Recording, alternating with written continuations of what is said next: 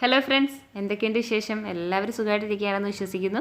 അപ്പോൾ എല്ലാവർക്കും എൻ്റെ വിഷു ആശംസകൾ.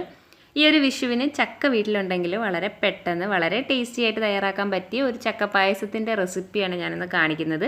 ഇതെങ്ങനെയാണ് ഉണ്ടാക്കുന്നതെന്ന് അറിയുന്നതിനായിട്ട് വീഡിയോ ഫുള്ളായിട്ട് കാണുക. വീഡിയോയിലോട്ട് പോകുന്നതിന് മുന്നേ ആയിട്ട് നിങ്ങൾ എൻ്റെ ചാനൽ ഇതുവരെയും സബ്സ്ക്രൈബ് ചെയ്തിട്ടില്ല എന്നുണ്ടെങ്കിൽ പ്ലീസ് ഒന്ന് സബ്സ്ക്രൈബ് ചെയ്യണേ.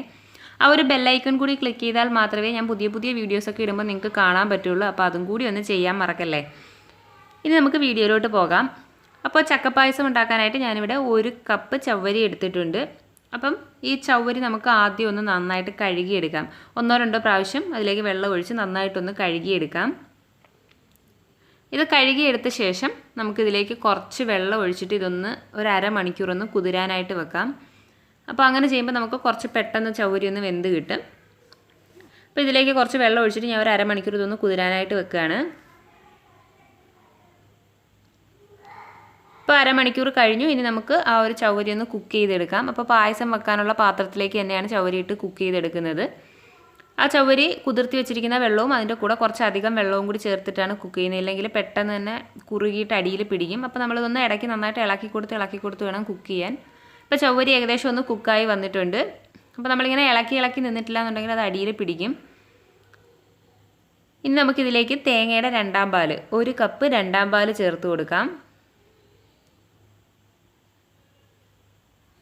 ഇതും കൂടി ചേർത്തിട്ട് ഇതൊന്ന് നല്ലതുപോലെ ഒന്ന് കുറുക്കിയെടുക്കണം. നമുക്ക് കുറച്ചൊന്ന് തിക്കായി വരണം. അപ്പോൾ ഇത് നന്നായിട്ടൊന്ന് തിളയ്ക്കുന്നത് വരെ ഒന്ന് ഇളക്കി കൊടുക്കാം. ഇപ്പോൾ ഒന്ന് തിളയ്ക്കാൻ തുടങ്ങിയിട്ടുണ്ട്. ഇതിലേക്ക് ഈ സമയത്ത് നമുക്ക് മധുരം, പായസത്തിന് ആവശ്യമായിട്ടുള്ള മധുരം ചേർക്കാം. ഞാനിവിടെ 1 കപ്പ് ഷുഗർ ചേർത്തിട്ടുണ്ട്. നിങ്ങളുടെ കയ്യിലുള്ള ചക്കപ്പഴത്തിൻ്റെ മധുരം അനുസരിച്ചിട്ട് വേണം ഷുഗർ ചേർക്കാൻ. പിന്നെ 1 നുള്ളു ഉപ്പും കൂടി ഇട്ടിട്ടുണ്ട്. ഇതിപ്പം പഞ്ചസാരയൊക്കെ അലിഞ്ഞിട്ട് നല്ലതുപോലെ തിളച്ച് കുറുകിയിട്ടുണ്ട്.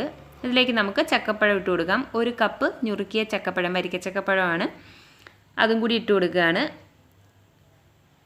ഇതിൽ നിങ്ങൾക്ക് ചവ്വരിയുടെയും പഴത്തിൻ്റെയും ക്വാണ്ടിറ്റി നിങ്ങളുടെ ഇഷ്ടം അനുസരിച്ചിട്ട് വേരി ചെയ്യാം.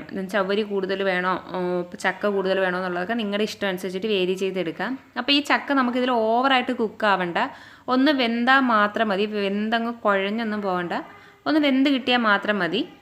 ഇപ്പം ഒന്നും കൂടി ഒന്ന് കുറുകി തിളച്ച് വന്നിട്ടുണ്ട്. ഇതിലേക്ക് ഞാൻ 1 സ്പൂൺ മിൽക്ക് മെയ്ഡ് ചേർക്കുന്നുണ്ട്. ഇത് ചേർക്കണമെന്ന് യാതൊരു നിർബന്ധവും ഇല്ല. അപ്പോൾ കുറച്ചൊരു ടേസ്റ്റിന് വേണ്ടിയിട്ട് 1 സ്പൂൺ മിൽക്ക് മെയ്ഡും കൂടി ചേർത്തു എന്നേ ഉള്ളൂ. അപ്പം മിൽക്ക് മെയ്ഡും കൂടി ചേർക്കുന്നത് കൊണ്ട് കുറച്ചും കൂടി മധുരം ഉണ്ടാവും, കുറച്ചുകൂടി ഒന്ന് കുറുകി വരികയും ചെയ്യും. അപ്പം നന്നായിട്ടെല്ലാം ഒന്ന് കുറുകിയിട്ടുണ്ട്. ഇതിലേക്ക് ഈ സമയത്ത് തേങ്ങയുടെ 1-ാം പാൽ 1 കപ്പ് ചേർത്ത് കൊടുക്കുകയാണ്. അപ്പോൾ 1-ാം പാൽ ചേർത്ത് കഴിഞ്ഞാൽ പിന്നെ ഇത് തിളയ്ക്കേണ്ട, ഒന്ന് ചൂടായി വന്നാൽ മാത്രം മതി. അപ്പോൾ അതിൻ്റെ കൂടെ കുറച്ച് ഏലക്കാപ്പൊടിയും കൂടി ചേർത്ത് കൊടുത്തിട്ടുണ്ട്. ഇനി ഇത് നന്നായിട്ടൊന്ന് ഇളക്കി ഒന്ന് ചൂടാക്കിയിട്ട് നമുക്ക് തീ ഓഫ് ചെയ്യാം. അപ്പം നമ്മുടെ ചക്കപ്പായസം റെഡി ആയിട്ടുണ്ട്. ഇനി ഇതിലേക്ക് വേണമെങ്കിൽ കുറച്ച് നെയ്യിൽ അണ്ടിപ്പരിപ്പ് മുന്തിരിയും കൂടി വറുത്ത് ചേർക്കാം. ഞാനിപ്പോൾ അതൊന്നും ചേർക്കുന്നില്ല, ഇങ്ങനെ തന്നെയാണ് സെർവ് ചെയ്യാൻ പോകുന്നത്. ഇത് നമുക്ക് വേണമെങ്കിൽ ചൂടോട് കൂടിയും കഴിക്കാം. അതല്ലാന്നുണ്ടെങ്കിൽ ഫ്രിഡ്ജിൽ വെച്ച് നന്നായിട്ട് തണുപ്പിച്ചിട്ട് കഴിച്ചാലും നല്ല ടേസ്റ്റാണ്. അപ്പോൾ നമ്മുടെ ടേസ്റ്റി ചക്കപ്പായസം റെഡി ആയിട്ടുണ്ട്. ഈ വിഷുവിന് തീർച്ചയായിട്ടും ചക്ക ഉണ്ടെങ്കിൽ നിങ്ങൾ എല്ലാവരും ഇതൊന്ന് ട്രൈ ചെയ്ത് നോക്കണം. എൻ്റെ ഇന്നത്തെ ഈ വീഡിയോ നിങ്ങൾക്ക് ഇഷ്ടമായെങ്കിൽ ലൈക്ക് ചെയ്യണം. അതുപോലെ നിങ്ങളുടെ ഫ്രണ്ട്സിനും ഫാമിലി മെമ്പേഴ്സിനും ഒക്കെ അവർ കാണണം എന്ന് ആഗ്രഹിക്കുന്നു എന്നുണ്ടെങ്കിൽ ഒന്ന് ഷെയർ ചെയ്ത് കൊടുക്കുക. നിങ്ങളുടെ അഭിപ്രായങ്ങൾ നല്ലതായാലും ചീത്തയായാലും അതൊക്കെ ഒന്ന് കമൻറ്റ് ചെയ്ത് അറിയിക്കണം. അപ്പോൾ എല്ലാവർക്കും വീണ്ടും ഒരു നല്ല വിഷു ആശംസിക്കുന്നു. വേറൊരു വീഡിയോയുമായിട്ട് വീണ്ടും കാണാം. അതുവരെ bye bye and take care.